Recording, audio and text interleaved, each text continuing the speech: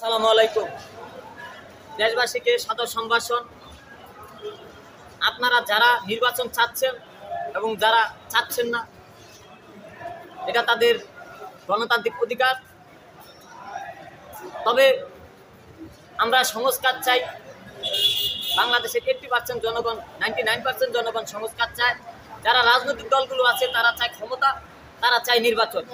জনগণকে ভাবতে হবে যে আসলে নির্বাচনটা কবে হওয়া উচিত। এত তড়িঘড়ি করে নির্বাচন মানি যারা দুষ্কৃতিকারী, যারা স্বার্থান্বেষী, যারা ক্ষমতালোভী, তারা এই অতি তড়িঘড়ি করে নির্বাচন চায়। আর যারা দেশকে একটু সংস্কারের মধ্য দিয়ে আস্তে আস্তে নির্বাচনের মধ্যে দিয়ে একটা গণতান্ত্রিক সরকার চায়, তারাই হলো এদেশের সাধারণ জনগণ। আমরা সাধারণ জনগণের পক্ষে আছি, থাকবো। আমরা যারা অতি তাড়াতাড়ি নির্বাচন চাচ্ছে তাদের বিরুদ্ধে জনগণের একটি অবস্থান আছে। ওই জনগণের অবস্থানে আমিও আছি। আমরা আপাতত নির্বাচন চাচ্ছি না, সংস্কার চাচ্ছি। সংস্কারের পরেই যথাসময়ে নির্বাচন চাচ্ছি।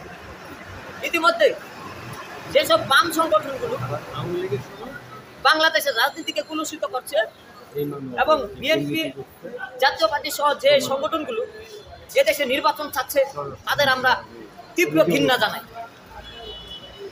এটা আমাদের অধিকার, গণতন্ত্র। তারাও তাদের নির্বাচন চাবে, আমরাও বিরোধিতা করব। পক্ষ বিপক্ষ থাকবেই, সমালোচনা থাকবে।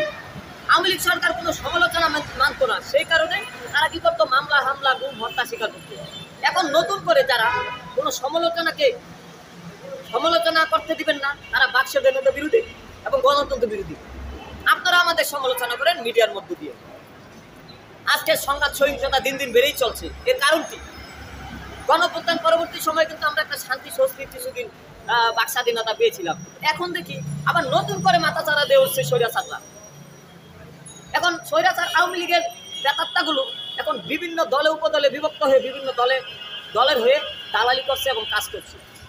স্বৈরাচার আওয়ামী লীগের প্রেতাত্মা এখন বিভিন্ন বড় বড় ছোট বড় সকল রাজনৈতিক দলের সদস্য। তারা এখন তাদের হয়ে দালালি করছে। জনগণের যে আমাদের লক্ষ্য উদ্দেশ্য ছিল সেটা বাস্তবায়ন আমরা করতে একটু দ্বিধাবোধ করছি। ডক্টর ইউনূসকে আমরা সহযোগিতা করবো সংস্কারের পক্ষে এবং আগামীতে যাতে নির্বাচন অতি তাড়াতাড়ি হয় সেজন্য তাদের আমরা তাগিদ দেব। কিন্তু সংস্কার ছাড়া আমরা নির্বাচন চাই না। বাম ডান যত দল আছে যারা অতি তাড়াতাড়ি নির্বাচন চাচ্ছে তাদের প্রতি আমি ধিক্কার জানাই। জনগণ তাদের রুখে দাঁড়াবে। হাসিনা সরকারের ভোট ডাকাতির বিরুদ্ধে আমরা ভোটকে বর্জন করেছিলাম। যদি অতি তাড়াতাড়ি নির্বাচন চান, যত বড় শক্তি হন চরমনাই, হন বিএনপি, হন আওয়ামী লীগ, হন জাতীয় পার্টি, হন বামপন্থী, আমরা কিন্তু জনগণের মঞ্চ থেকে ভোট বর্জনের ঘোষণা দেওয়া হবে। আমরা জনগণ ভোট বর্জনের ঘোষণা দিব। জনগণ কিন্তু সচেতন।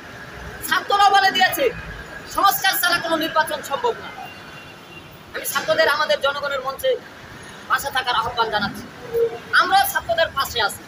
সাধারণ ছাত্রদের উপর আক্রমণ হলে আমরা তাদের পাশে দাঁড়াবো। রিক্সাওয়ালা, ভ্যানওয়ালা, কৃষক, শ্রমিক আবার বাঁশের লাঠি নিয়ে দাঁড়িয়ে যাব। দুঃস্বপ্ন দেখবেন না। যারা অতি তাড়াতাড়ি ক্ষমতার দুঃস্বপ্ন দেখতেছেন, ক্ষমতার আহরণের, তাদের বলছি এত সহজ নয়। এই ইউনূস সাহেবকে নামানো এত সহজ নয়। আমরা আছি মাঠে। ইউনূস সাহেবের পক্ষে আমরা গণঅভ্যুত্থান করবো। আর যদি আপনারা যথাসময়ে 2027 সালের জানুয়ারির 1 তারিখে নির্বাচন হওয়ার কথা বলছে ইউনূস সাহেব, যদি আপনারা সেটা মেনে নেন, আপনারা ভোট চাইবেন, আমরা ভোট দিব। বড় দলগুলোই তো অনেক সময় ক্ষমতায় আসে, তাই না? আর যদি ছোট ছোট দলগুলো আরো শক্তিশালী হতে পারে, আরো ক্ষমতায় আসতে পারে। আমি বলি, সাংবাদিক ভাইরা আমাদের প্রশ্ন করে, এই ভাই কি প্রশ্ন জানি করছে বলুন তো? আপনি প্রশ্ন নির্বাচন নিয়ে প্রশ্ন করছেন। নির্বাচন নিয়ে প্রশ্ন করছেন। আর কি বিষয়? আর বিষয় হচ্ছে অনেকেই বলে ডক্টর ইউনূস দেশ পরিচালনা করার যোগ্য না। হ্যাঁ, অনেকেই বলে ডক্টর ইউনূস দেশ পরিচালনার যোগ্য নয়। তারা দেশদ্রোহী, তারা দুষ্কৃতিকারী। ডক্টর ইউনূস 100% যোগ্য। তারা দেশকে নিয়ে ষড়যন্ত্র করছে এবং ডক্টর ইউনূস সাহেবকে, এই সরকারকে ব্যর্থ করার চেষ্টা করছে। তবে ডক্টর ইউনূস সাহেবের মধ্যে 2-1 জন উপদেষ্টা তাদের পরিবর্তন করা উচিত।